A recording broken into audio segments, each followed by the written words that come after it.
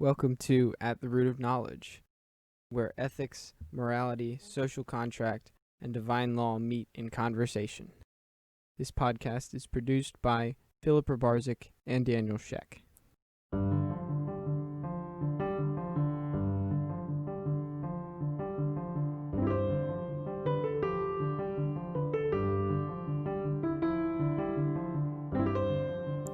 Welcome back to At the Root of Knowledge, where we discuss timeless principles and the ongoing questions of life. Our primary concern is to learn and share the truth.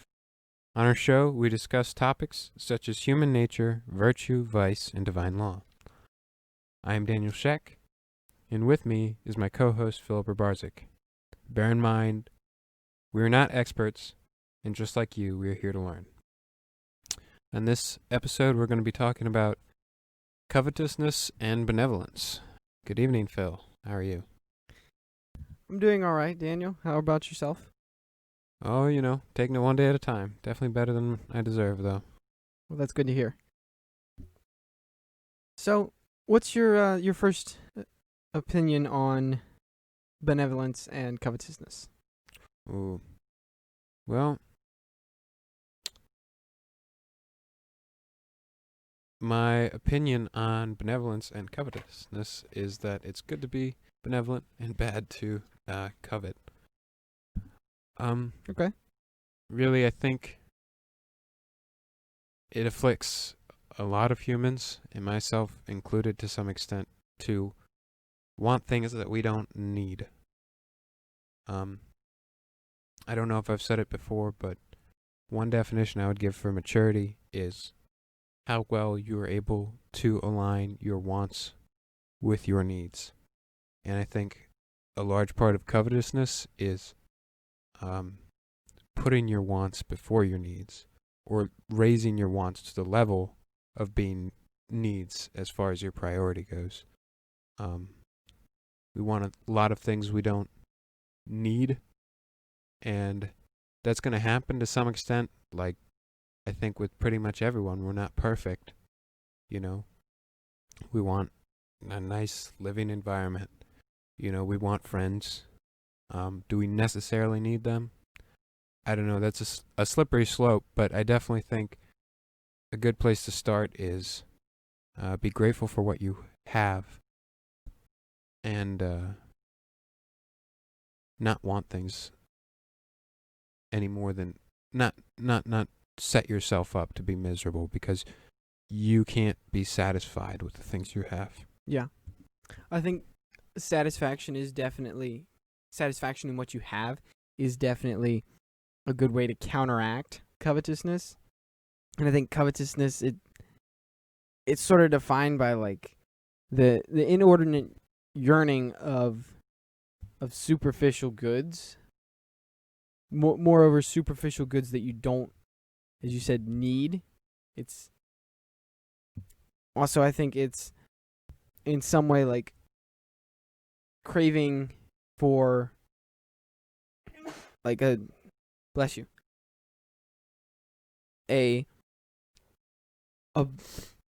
better way of living, Mm-hmm. and not wanting to work for it, just kind of saying more like seeing how well someone else is doing and just sort of being like, well, I'll have what they're having. And I don't think that's a good way to go about it, because you haven't seen all the hard work that they've had to put into, all the sacrifices that they've had to make in order to get to where they are now. And so just kind of claiming that you deserve it, or just because you want it, you can have it. When I think about covetousness, I think about the kind of like a child who is constantly jealous of other children because they have toys that child doesn't have, or that they get to do things that that child can't do, or they're better at stuff than he is. That's one of the things that seems to pop into my mind anytime someone mentions covetousness. I know another thing that would really constitute covetousness is like losing sight of what's really important for just the pursuit of what I would say is secondary greatness. And I've gotten this from Stephen Covey's book, Primary Greatness, where he kind of defines them as like primary greatness is your character and your integrity, what motivates you and why you act in the manner that you do, and the principles that you should live by. And then inversely, secondary greatness is the kind of the pursuit and locking in on that pursuit of like superficial things. And by superficial, I mean popularity, a certain job title or a position or fame, fortune, wealth. Yes, appearance of substance. Yes. Versus actual substance. Yes. And even in the book, he does state that secondary greatness can be achieved through primary greatness, but if you lose sight of primary greatness, eventually the secondary greatness you've accumulated will dwindle, because people they'll notice that you act a different way, or that you don't have the respect for them that you used to, and in doing that you're ruining in a way your integrity. Definitely. It's a good point. I didn't really tie that comparison into covetousness, but I think people definitely do seek recognition and appreciation, and I think people crave that. Mm-hmm. They want to be recognized, and they want to be put on a pedestal for whatever, being themselves. Yeah. And that's not... And I think when you get into that mindset, when you see someone who has it all, that's when covetousness sort of kicks in. Where you feel like, as I said before, they have it, so why can't I have it? Right. That's interesting that you say that. I mean, I kind of structured out. No, I have structured out my finances and the rest of my life, and I've developed kind of, my own instruments of measure, what I look at for how well I'm doing, how I measure progress, what constitutes progress, where I'm moving. I've kind of mapped that stuff all out in a sense, figuring out what's important. And it's funny because sometimes I'll see something, like, for example, I know some people I know, they've got really nice brand new cars, like, I know somebody who's got like a 2017 Camaro, a V8 Camaro, and it's like, why do I kind of drop, like, why don't I have that? Sometimes when I see stuff like that, yeah, and then it's like I have to remind myself that's not what I'm after. Right. Like, it's nice, but that's not. I've already decided that's not what I'm going to concern myself with. And right. And I mean, with that, like, you might be able to go out and get that tomorrow if you really wanted to. Yeah. You could put everything else on hold. But I think, I can't remember where I read this quote, that if you aren't willing to sacrifice for what you want becomes the sacrifice. If you're not willing to sacrifice for what you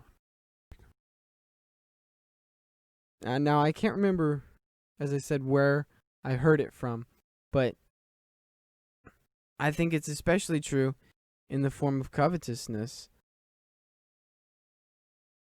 At least in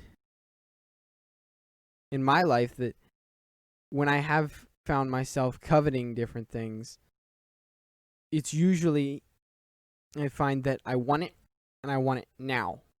Right. And it does feel like it's in a way an impulse. Mm-hmm. And that's one thing that I've tried to really implement into my life, is saying, well, just kind of telling myself to take a step back and look at the bigger picture. Like, well, yes, you might want it, but do you need it in a certain time frame? We'll say 6 months. Are you going to look back on this and be able to say, I needed that and it added value to my life? Or am I going to say, wow, I really regret doing that because now I can't do such and such, can't afford to go to college, or can't afford to, I don't know, pay a bill, Right. or something like that.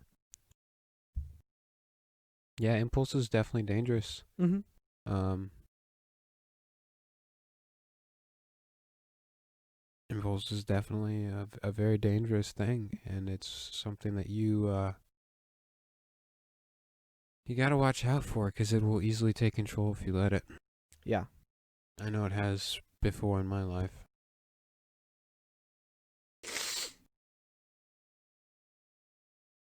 Right, respond, not react. Correct. So, I was doing a little bit of thinking one day this week on covetousness, and I remembered a certain story from the Lord of the Rings by J.R.R. Tolkien that I thought really personified covetousness. And then the more and more I thought about it, I realized that there were certain characters who, if you've read or seen the movies on the Lord of the Rings, you know that the One Ring has the effect that it's almost the catalyst for bringing out people's deepest, darkest desires. And the one story that I really thought that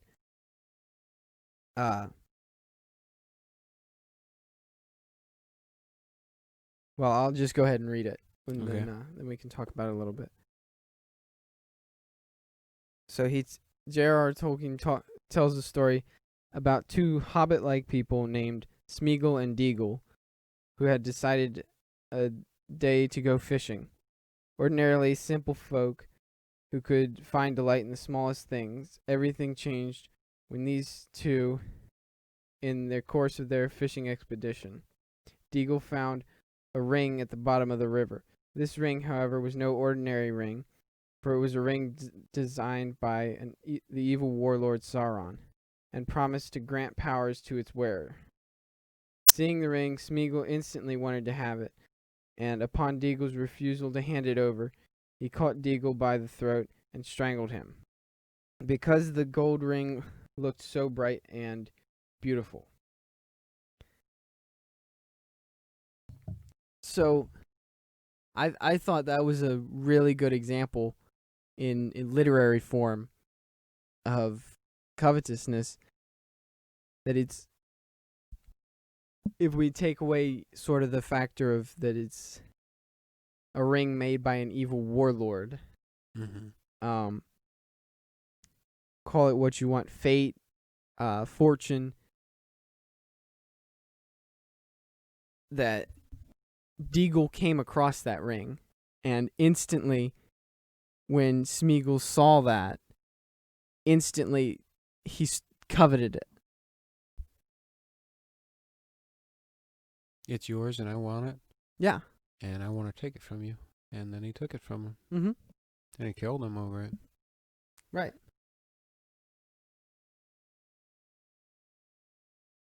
Yeah, I mean, Wanting to take stuff that's not yours is not good. Right. And I think anyone could really relate to that desire of wanting to possess something that doesn't rightfully belong to you. Right. And it's it's not just like a physical thing. It could be character traits or Recognition. or even a relationship. Mm-hmm. Thou shalt not covet thy neighbor's wife. Yep. Oh, yeah, that's a dangerous one. Oh, yes. It's very, very dangerous. Because coveting your neighbor's wife is the beginnings of adultery. It is. Well, that's where adultery is going to start, You want it, and that's a deadly thing to want someone's wife, because it's just, horrible to think about. It is. And with that, you said it's a deadly thing, and of course we're talking about one of the 7 deadly sins. Yep. But it can really lead to that. I think I have another. I actually have a verse from. I believe it is. Nope, sorry, I don't have the exact verse. I know it's from one of the chapters in the book of James, I believe. From whence are wars and contentions among you? Are they not hence from your concupiscences, which war in your members? You covet and you have not. You kill and envy and cannot obtain. You contend and war and you have not, because you ask not. You ask and receive not, because you ask amiss, that you may consume it on your concupiscences. Adulterers, know you not the friendship of this world is the enemy of God? Whosoever therefore will be a friend of this world becometh an enemy of God. Or do you think that the Scripture saith in vain, to envy doth the Spirit covet which dwelleth in you? But he giveth greater grace. Wherefore he saith, God resisteth the proud, and giveth grace to the humble.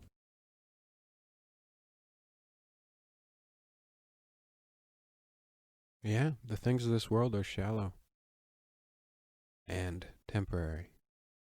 Correct. And going about striving to obtain those things in the wrong way results in catastrophic detriments to not just your well-being, but the well-being of society. In the story of Cain and Abel, Cain is envious and covetous of how perfect Abel's sacrifices are and how God accepts them. And because of that, he winds up killing him. Right. Killing his brother. Right. Yeah, instead of deciding to be better, he just decided to hate what was better. Right. Yeah, it can lead to resentment, I'm sure. I think so.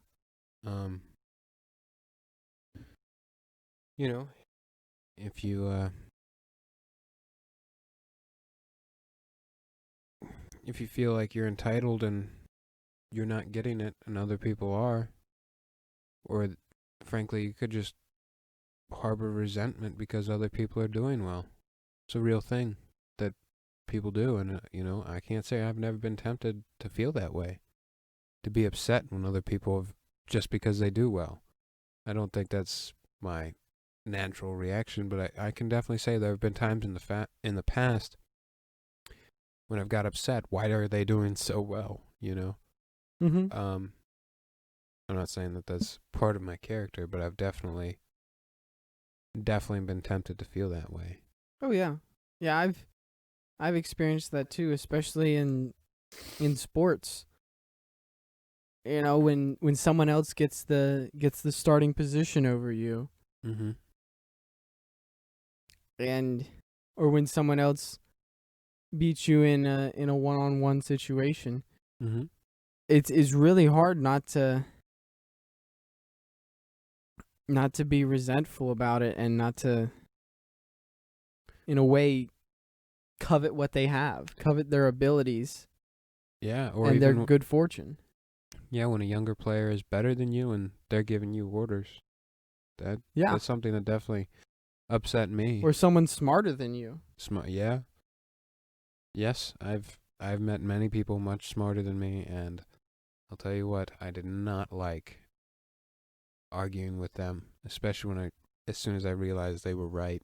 The last thing I wanted to do was keep talking to them, and instead, in many instances, instead of admitting, yeah, you're right, which is what I should have done, because I'm wrong a lot.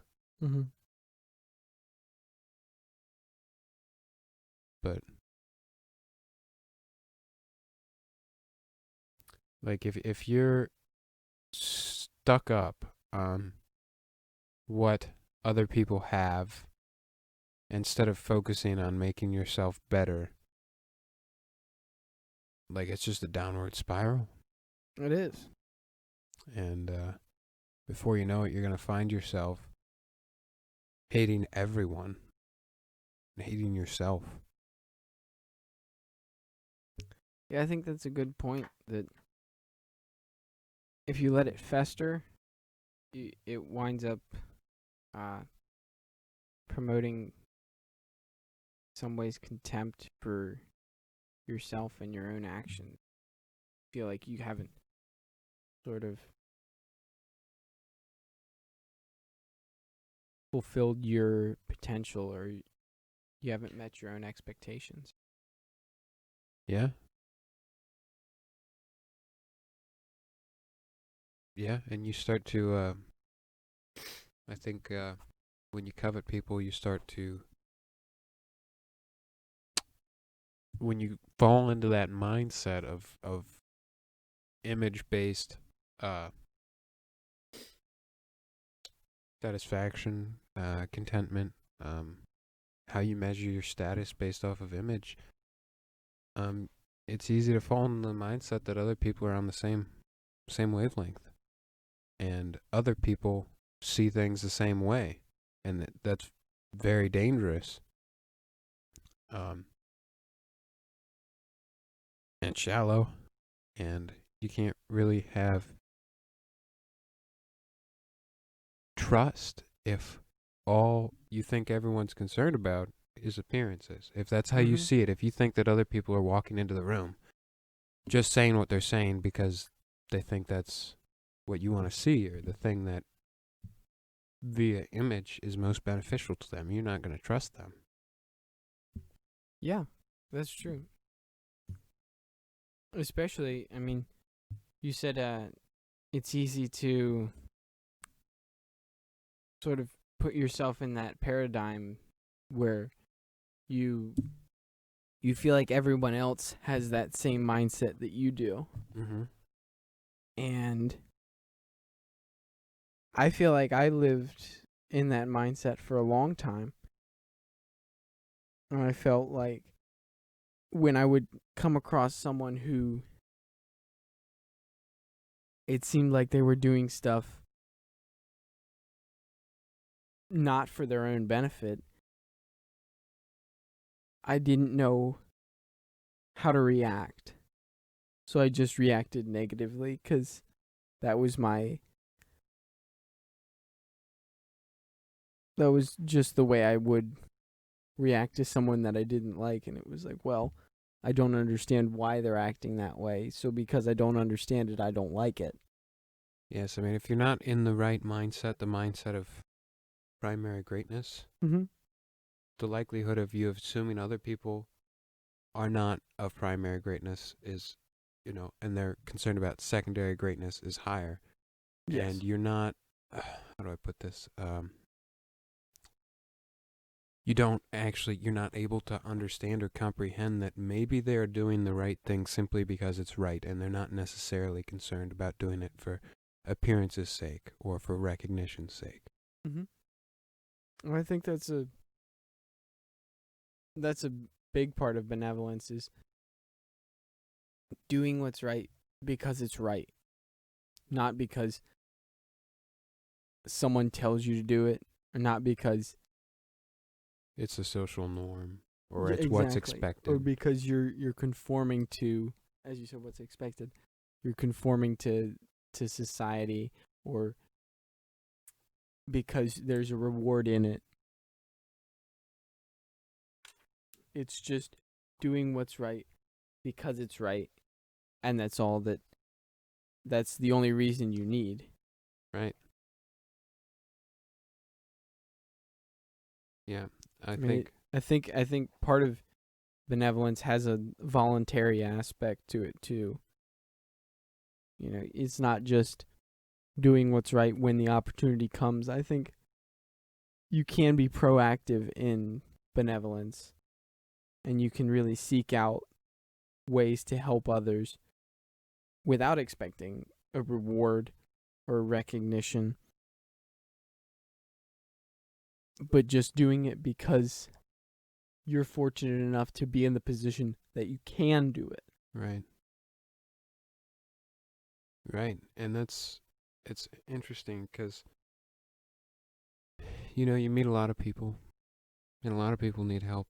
Everybody needs help, honestly. Divine help, really. And it's good to help people. And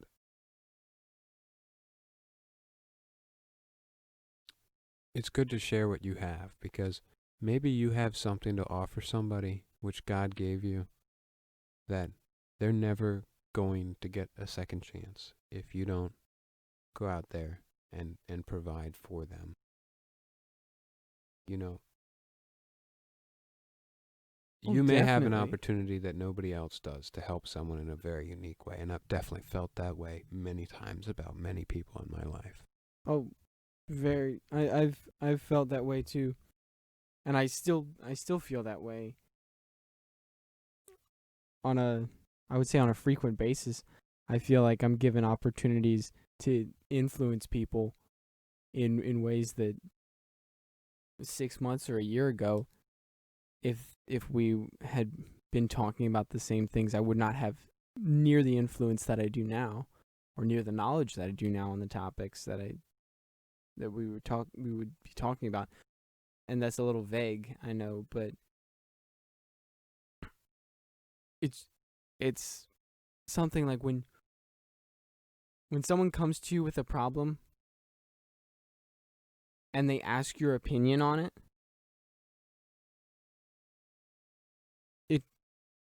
in a way it feels good to be able to give them an answer that one is a good answer because you've lived it and you've experienced it, you've been in their shoes. And two, that if they do take that answer, knowing that you helped them in some way, not necessarily you were the main influence, but that you were able to sway their decision one way or another a little bit, maybe, or help them in some way to correct. Help them make the right decisions. Exactly. Help them decide for themselves. I mean, you can't make decisions for other people. No, but you can't. You can help. Definitely. Correct. Yeah, and I think one clarification of help is, like, it doesn't come from a place of, as we've said before, like, expecting recognition. No. I have met several people who come from various backgrounds, and on the surface it seems like they want to help, and they're very giving, very kind. But then they take a different tone when all of a sudden they're not receiving recognition for it. It's easy to do. It is very easy to be put in a situation where you see it as being advantageous towards your image, and just your relationships to act in a good way. And it's very easy to forego, the motivation of acting to actually better someone or do something good, and instead act in a way simply because it's going to benefit you. Which, I mean, it's not like you're never going to act in a way that benefits you. Like, that's part of you've got to keep your own interests in mind with everything. I think benevolence has an area where you are keeping your own interest in mind. Actually, I was reading an article on benevolence, and I think in his initial definition, by the way, this was taken from an article by Rick Hansen. He says that benevolence is a fancy word that means something simple. Good intentions towards living beings, including oneself. Definitely. I think one thing that I've been trying to learn, and it has definitely had an impact, and I've thought about a lot, is your relationship with other people has to, in many ways, mirror your own relationship with yourself. And that all comes back to, love of God, really. Ultimately, you've got love your neighbor as yourself. Like, it's not just you and then everyone else. Like, we're,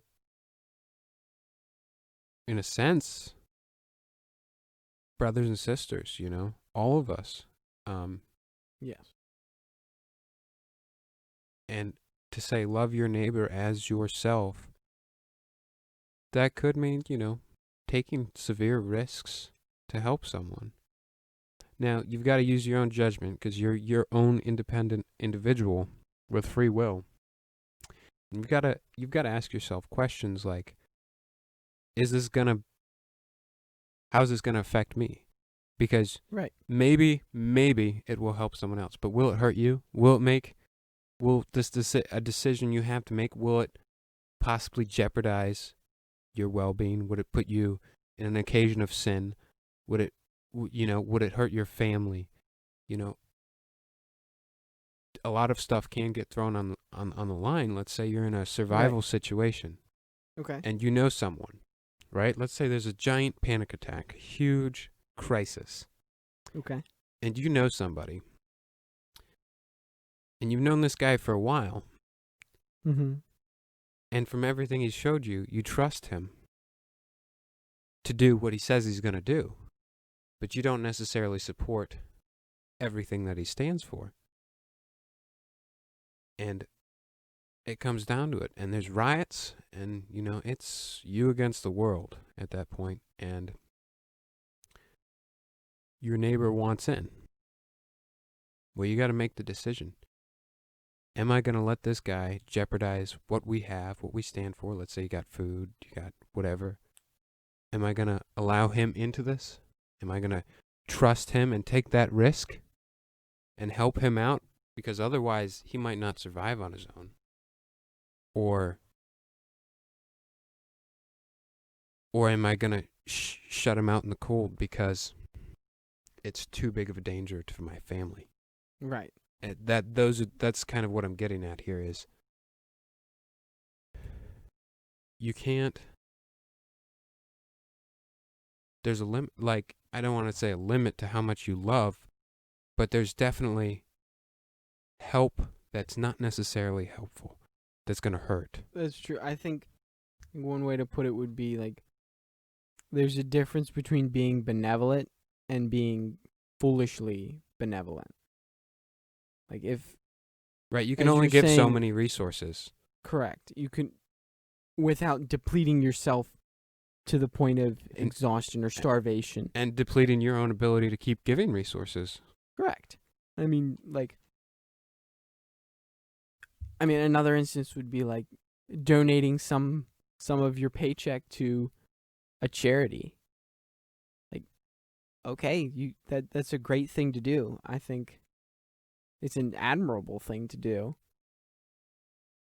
But that doesn't mean you should donate so much of your paycheck to a charity that you can't live a healthy life, and that it affects you so much that it puts an incredible amount of stress on you, and you can't support your family and you can't pay your bills. And because of that, you're saying, well, I'm a good person. I don't necessarily think that's being a good person. I'm not sure how to describe that. But I don't think it's being a good person. It may be being a foolishly good person. Definitely being a nice person. Yes, but one thing I'm sure everyone knows about nice people is they tend to get taken advantage of. Oh, definitely. And there is a difference between being nice and being kind. Oh, I agree. Yeah, you gotta. Ultimately, you have to use your own judgment, and Yes. that judgment, if well formed, is going to be primarily based on stuff that's a lot greater than your judgment. You know, that's why I'm so grateful for the resources I have, for my parents, for the priests we have, for sacred scripture and literature. And to have been exposed to all of it. And have it available as a resource to correct. go ask my priest. If there's something that's conflicting, I have people to turn to that I can count that are on. willing to help you, that are not just going to dismiss you and say, figure it out. Yeah, and that's not really, I think it's good to ask, like, you have to use your own judgment. In any case, it will come down to using your own judgment. But that doesn't mean you should exercise, that does not mean that you're not subject to divine law. No, it doesn't, but Regardless of whether or not it's your decision to make, you're still subject to make the right one. You're still liable. yeah, you are. And I think seeking out other people's opinion on it, and I mean, you take their opinion with a grain of salt, depending on who they are. But overall, if you're taking another person's opinion into consideration, the more, I mean, if they are reliable in their opinion, I would say that you should take their opinion into account before you act, before you make a decision. Right. I mean, you have to use your judgment, though. You have to use your judgment when you're helping people. And Correct. Like one scenario that I've seen myself in before, a few times before, is people asking to borrow money. Oh, yes. Yes. Because the thing is, they can ask to borrow money, and I've had it happen repeatedly. People ask to borrow money, so I lend them some money and tell them, in the past I've asked for it back, but for the most part I don't do that anymore. I say, no, I'm not lending you money. I'm giving it to you because I've been burnt so many times. I've taken that approach too when recently when people have asked me for money, I've directly told them, no, I will not lend you money, but I will give it to you. Right. Because it can taint the relationship between you, and it can strain that relationship when the borrower is slave to the lender. Right. And say you're in we're talking about being in the lender situation. Well, you see the borrower go out and do something frivolous with money. It's like, well, she didn't pay me back. Yeah. Oh, I've seen that exactly. And it's just festering in the back of your mind. Mm-hmm. Yep. Like, it's like, nope, take the money. Like, if I can, I'll get an exchange. I think that's best case scenario. I'll exchange. With some people, a loan might be feasible, but the issue is I've seen it so many times where I'll pay you back, and then that payback never comes.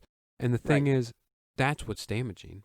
I don't want you to say you're going to pay me back and not pay me back. You're hurt. You're lying. You're damaging. You're degrading the relationship by doing that. Right, and you're breaking the trust that we've built already. Yes, it's like, take it, and if you want to pay me back, I will not complain about a paycheck later. But don't put yourself in that situation. Correct. Or maybe if you want to at a time when you're more financially stable, you want to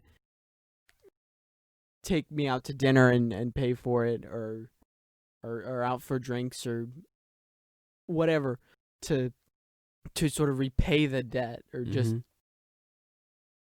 kind of an oral IOU. Right.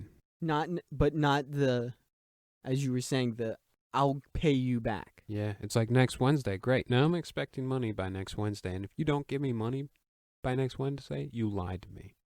Correct. And when that happens, as we said, it breaks the trust, and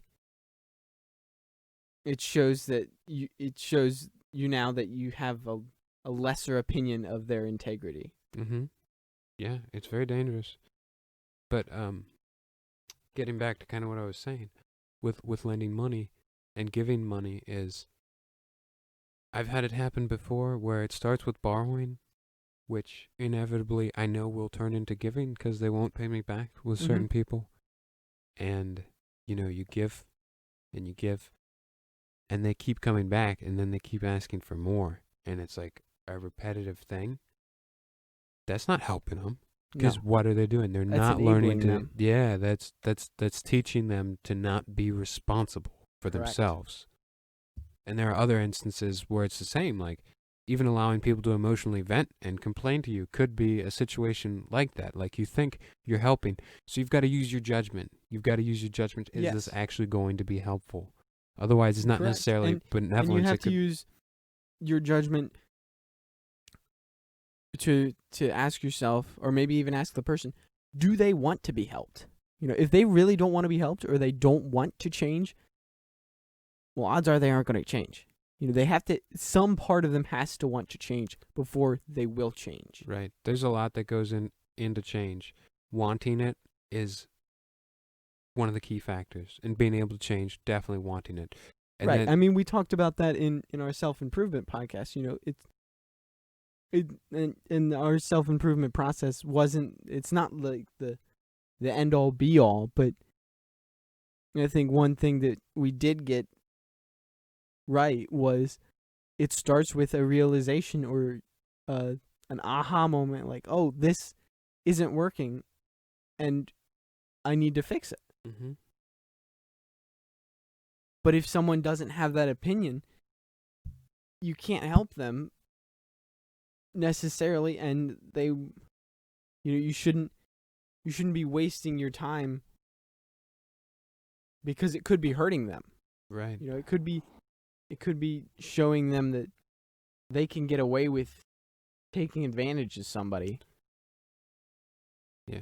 Especially someone who is what I would classify as too nice. Mm-hmm.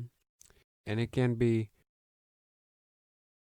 incredibly difficult to try and help people, because you can't decide for them.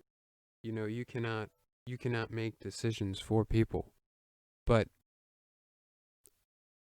I mean, you got to be able to use your judgment and decide. It's just hard. It's very hard trying to help people. And you can't, because there's you got to be willing to, if you want to help someone, then there's a commitment, and there's got to be that kind of abandonment of that openness to risk. Like, Yes. in many cases, that's what it comes down to. You've got to open yourself up to risk. Now, you also don't want to be stupid and hurt yourself. Correct. But you've also got to be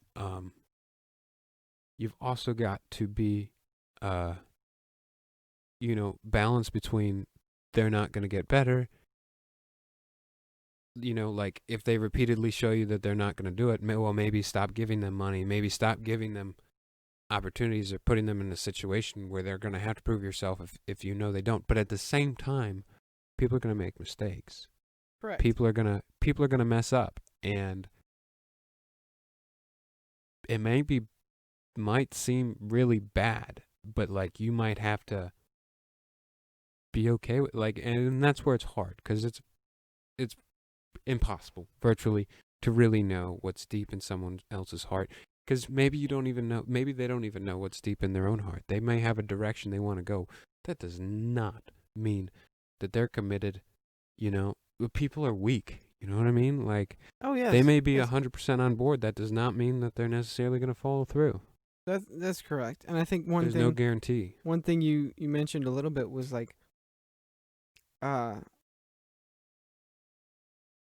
establishing, like, what are your intentions, Mm-hmm.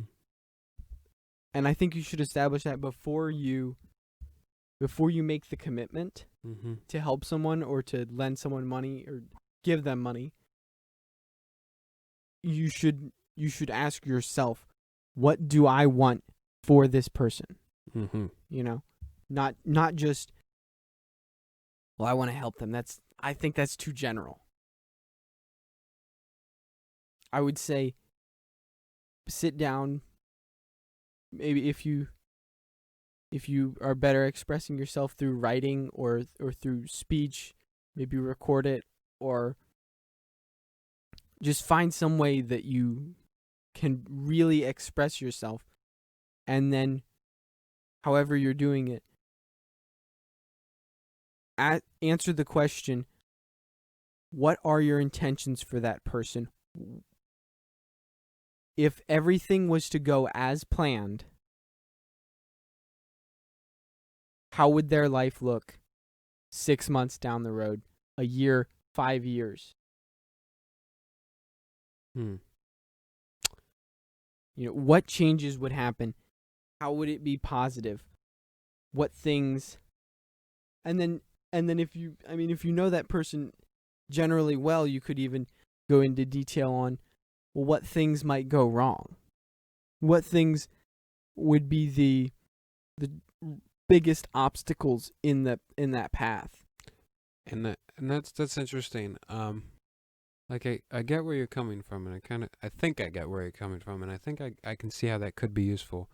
But there is a problem I see with that, and that is, you cannot fix people. You can't write out the right path for someone else. That's something they have to do themselves, and that's something you have to be open to freely allowing them to do for themselves. Correct. And not trying to push. I think a better. I should have prefaced that by saying that isn't necessarily the way that should be part of it should be taken that way, I think. But I think there's other ways. Like, you can modify what your plan is, or how you want to help someone, or what you think is good for them. Okay. But it should. I agree with what you said, that you can't fix people. That you could have somewhat of a, I guess we're saying, like, a framework for how you're going to lead. How you could lead them to Yep. it. But it goes with the saying, you can lead a horse to water, but you can't make him drink. Yep. Oh, yep. You can have some sort of framework for what you want to do. And what you want but to... it has to be their idea. They need to come to the realization that they need to plan their life out. Exactly. They need to take action. They need to be proactively improving in this way, or maybe they don't. That's up to them to decide. It is up to them, and you can't force it on them. No, you cannot. But what you can do is determine what you are going to contribute to the relationship. That's true. And another thing I would say that you can do is you can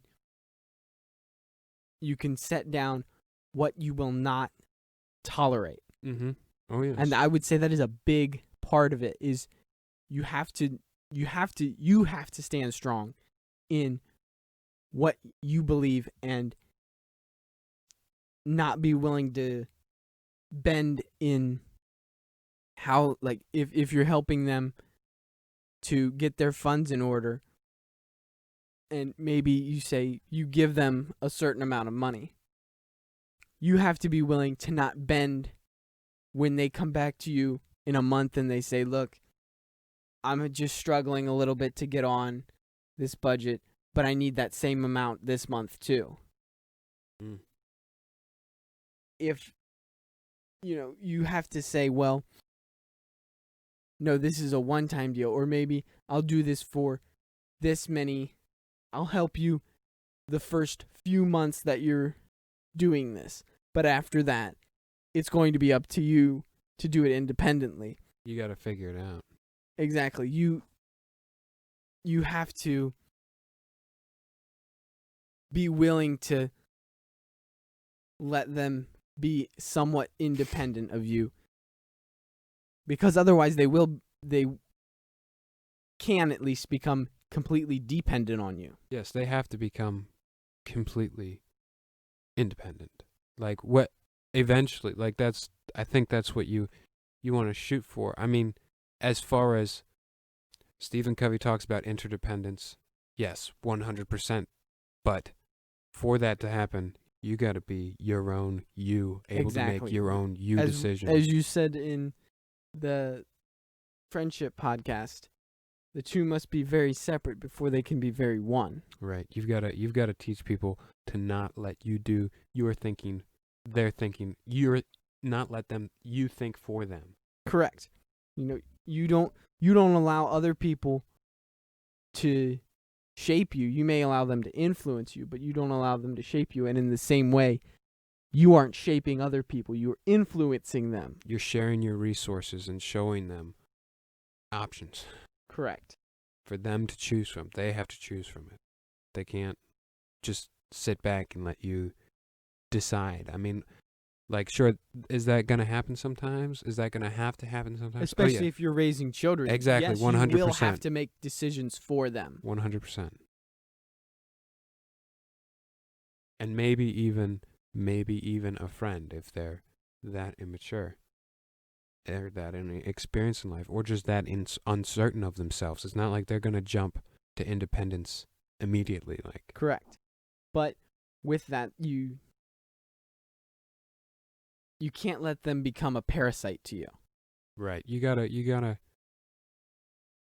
don't put yourself in a situation where you're going to be tempted when your integrity's, try and avoid situations where you're going to need strength. It's hard to put it. The wise man goes where he will not be tempted. Exercise your muscles, right? But don't set yourself up to fail. Yeah. I mean, exercise your virtues. There is a certain amount of, I'll say, testing that you have to do with yourself. You have to push yourself. But know your limit. Know when it's too much, and be willing to say I can't take it. I cannot do this anymore. I need a break. I need to step back. Be willing to say that. Yes, it's better to make big decisions slowly, especially when it comes to helping people and throwing yourself out there, putting yourself on the line for people. I feel like it's healthy to always ask yourself, is this good? Should I be here? Should I even be still around this person? You got to ask yourself that repeatedly, and always be willing to just walk away from a relationship if you think it's that deadly to you, because I know I'm weak. I know I am very subject to failure. I am very likely to to fail, put in the wrong Oh, situation. And I that agree. failure comes when I'm I the set same way. myself up to do it. That's how it happens. Is Right. when I don't And take the action to avoid I struggle that. with that a lot. And I'll find myself sort of rationalizing it at first, saying, "Oh well, it's not that bad of a situation. I can handle it." Or, well, I want to, as I said, expand my limits.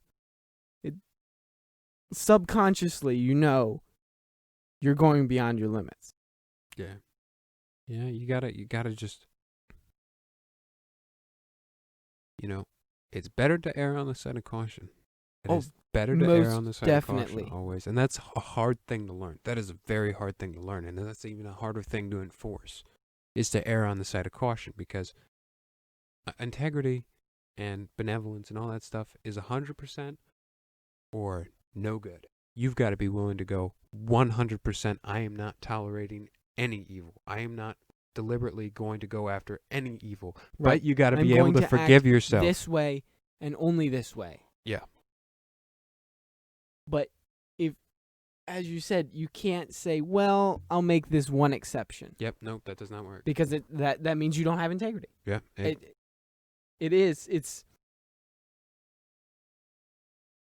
It's like a glass house. Uh-huh. And as soon as there's just a one little chip, the whole thing shatters into pieces. Mm-hmm. And it takes so long to glue all the pieces back together. And you don't trust yourself. You lose all faith in yourself when you especially the higher you set yourself up. And if you fall hard, it can be very hard to rebuild that trust in yourself. And I'm not saying trust yourself, like trust God, right? But you've got trust your principles and your morals. Trust trust divine law. Mm-hmm. Because one thing that in my experience I've found that if you don't have a framework for what you believe, you will believe most anything. Yeah, or at least be okay with most all beliefs. Correct. And I fell into that not so long ago. I just felt like I wasn't strong in anything necessarily that I believed. And because of that, I fell into all sorts of different beliefs and beliefs that were contradicting each other. And I don't want to use the word insane in a medical sense, but just in a general sense, it did drive me insane. It drove me bonkers trying to sort everything out in my head. It was like, well, I'm spending time with this person who believes this, and I agree with them, or at least I said I agreed with them, but also I'm introducing them to my friend who does all these other things that contradict them. Wait, why am I doing that? Now these two people are having an argument because of it, and I've kind of spurred it out because I was just complacent in actually defining what I truly stood for. Yeah. And I think when it comes down to standing for stuff, stand up straight and stand out loud. Stand up straight with your shoulders back, yes, as Jordan Peterson says. Yeah, and don't hesitate. Throw it out there. Make yourself liable to fail with not. I mean, it is a form of borrowing strength. But if you tell everybody, I don't stand for this, this is wrong. Sure. Will it hurt 10 times more if you fall? You bet, because now but when you didn't fall, just but you've got them putting faith in you on the line, keeping you straight. You know what I mean? If you True. tell everybody, I'm not doing this and I don't stand for it, and everybody knows that you said that and you're out loud about it, you're going to be a lot less likely to do it. It will hurt more if you do it, but you know what? So what? You're not doing the bad thing anyway, so don't worry about what it's going to cost. You're correct. I mean, what you said about, be loud about it, and make sure everybody knows. It holds you accountable. You make yourself do it, because if you don't, then they're going to know about it. Mm-hmm. And when they do know about it, like, you have to admit it, otherwise you're just going to hurt yourself more. Mm-hmm. Oh yeah, admit. But when if you are wrong, I would say listen intently, because if you're wrong, you can learn something. Mm-hmm. And who knows, maybe that's something that you'll learn just might be what you're missing. Maybe the next time you try, you'll succeed because you listened, and you listened intently. Oh, definitely. Definitely. Listening it's one of your most valuable resources. Especially if it's hard. It's hard to listen, especially if you don't want to hear it. Right. Or especially if you think, I know for myself, I always do, I always listen easily. It's easy for me to listen always if I think it's going to help me get what I want. Yes. If it's going to benefit, it's easy to do it. Which It is is why easy. the maturity thing is so important from my definition of being able to align what you want with what you need. If you can want what's best for you, you're going to be much better off than if you Right. don't. And that, I wouldn't say that's coveting if you want what you need. Right. But if you want something and you don't need it, and you want it a lot, so much that you're seeking it out, that's coveting. Maybe not even seeking it out. You're just allowing it to manifest itself in a large way. Consume you. Exactly. Take that your is heart. Coveting. Make you love something that's not important. Right. Yeah. I mean, if it's beyond your means, I think people have incredible potential. All of them, every single one of them, Mm-hmm. huge amount of potential. But you still have your limits, and you still have your means. So Yes. shoot high, but know where your lane is. Know your duty. You still have one. You are tied down to your duty. That remind me of a saying that I'm sure everyone's heard. The saying, "Act your age." Mm-hmm. Dave Ramsey has a saying, "Act your wage." Yeah. And I think "act your age" and "act your wage," both of them kind of relate to what you're saying about you live within your means. Whether you're at the point in your life where financially or at your age, you're living your life because you're living your life and doing what you should be doing. Right. Whether that's in your finances or just in your responsibilities. Right. Yeah, I think that when people say "act your age," I think that applies a lot to your responsibilities. Mm-hmm. I used to hear that saying a lot, actually, in high school. I would hear the saying, "act your age." Mm-hmm.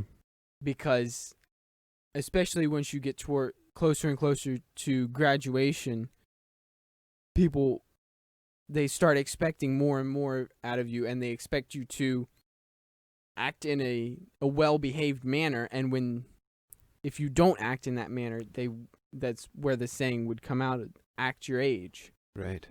Yeah, and with act your wage, it's funny you say that. Yeah, it's horrible. It's horrifying how much consumer debt there is. Oh, and yes. That's exactly from people not acting their wage. And they're doing what they want to do. Mm-hmm. They're buying what they want to buy. They want the new car. They can't afford it, but they buy it because they want it. Yeah, or maybe I can afford the payments. It's like, it doesn't matter. You're making $50,000 a year. Why do you have to go buy a $75,000 vehicle? Like that just doesn't make any sense. No. At all. No. I mean, if you want that $75,000 vehicle, make that a goal. But wait, don't just say, okay, I want it, and I'm going to go get it next week.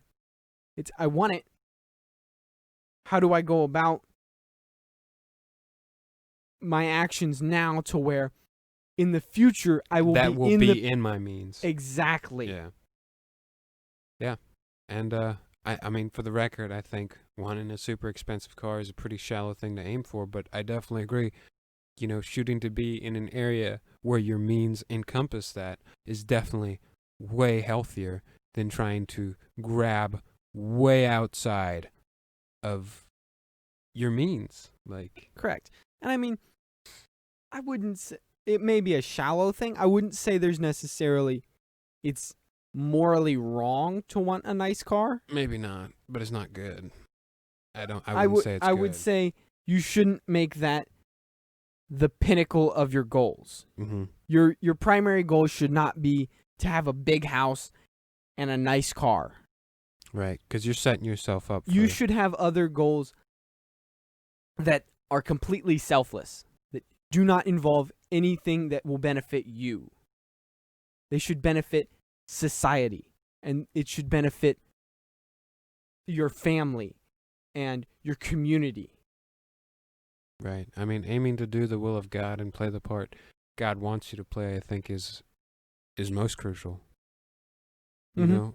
Being the component that God wants you to be, that God intends you to be. That's really the most important, and whatever that means between you and everybody else. And yeah, I mean, I guess you could say there's a selfish aspect of it. I'm gonna go to heaven.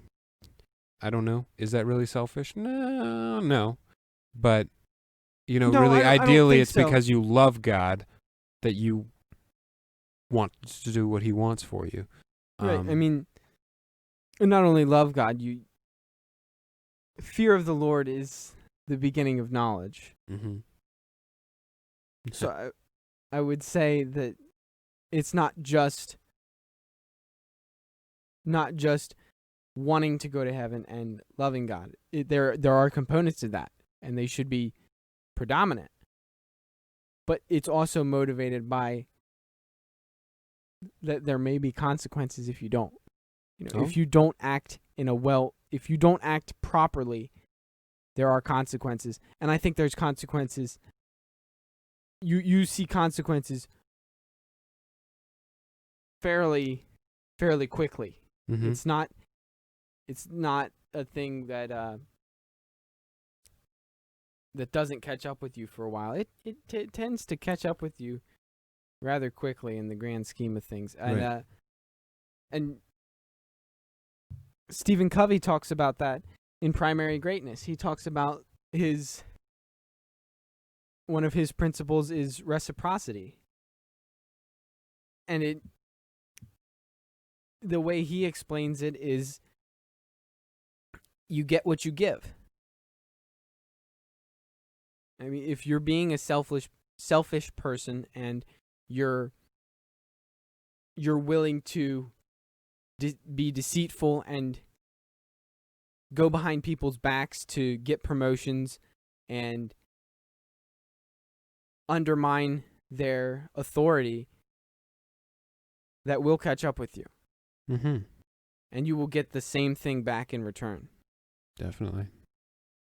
But if you're willing to go about things in a proper way and you're willing to trust people, and if they make mistakes, you're willing to help them to grow and to truly want what's best for them, in return, I think you will be rewarded with some of the same behavior. Oh yeah, definitely. I mean, nothing's promised. There's no guarantee. Correct. And I mean, there are some people who will just take advantage of you again and again. As many times as you'll put it out there for them, they'll do it. Yep. Yeah, I agree. And at a certain point, I think as we mentioned earlier, you have to know where you have to set your limit on how much you're willing to undergo before you just say, stop, I've had enough. Or at least be willing to say, I'm going to reevaluate how much I'm putting in this. True. I have a point to reevaluate, Like when it gets to this point, I'm going to look at it and I'm going to really ask myself where I'm going from here. 'Cause maybe, you make decisions and you plan stuff out and that's great, but there has to be fluidity and ability to change to some extent. Because Correct. you can't, because we're human and we can't foresee everything. Yeah. So I think we've pretty well summed up covetousness and benevolence. I think we hit covetousness pretty well when we talked about how it's wanting things that you don't need and maybe even wanting things that you can't have. Yes. I think we also talked about it's not just things, it's situations and elements. Sorry? Image. Elements, titles, fame, wealth. Personality traits. Correct. And we were able to use Stephen Covey's definition of secondary greatness to define some of that too. I think you brought a really good point into that with Stephen Covey. I think that was very good and helpful. Thank you. And as well, we were able to apply some literary examples in The Lord of the Rings and the Bible. We also referenced several articles on covetousness and how it can affect you personally, and it affects the people around you. And then we spoke about benevolence, which we argued that it's a way to counteract that covetous and to be able to let go of those impulses and those wants. And then we talked more in depth about sort of the things that benevolence are and the things that benevolence is not. Mm-hmm. Yes, I think that's we talked a lot about what it is and what it's not. Right. And I think there's characterized sort of by being content mm-hmm. in what you have, being grateful for what you have, mm-hmm. being generous to a certain extent as well as kind, but also not being foolish and naive, too nice. The ways that you can really be taken advantage of if you sort of just put yourself out there too, and you give people the opportunity to. One very good example that you mentioned was lending money to people. Mm-hmm. It's a it can be a very beneficial thing for people, but it is an easy way to get taken advantage of. And ruin a relationship. Correct, because it can put so much strain between the two of you. Yeah, I think that was a very good summary of everything. I'm surprised that you came up with that without pre-scripting. I think that sums it up very well. I think there's a lot we didn't mention that we could have mentioned. I think so. I think that's with most stuff we talk about. I think so. And I hope also that some of the things we talked about in this episode will seep into some of the other episodes on the 7 capital sins. Yeah, and we might come back and be like, to add to what we said before. Correct. You never know. Correct. All right, well, thank you for joining us on At the Root of Knowledge. Please share your thoughts and comments. Until next time, goodbye and God bless.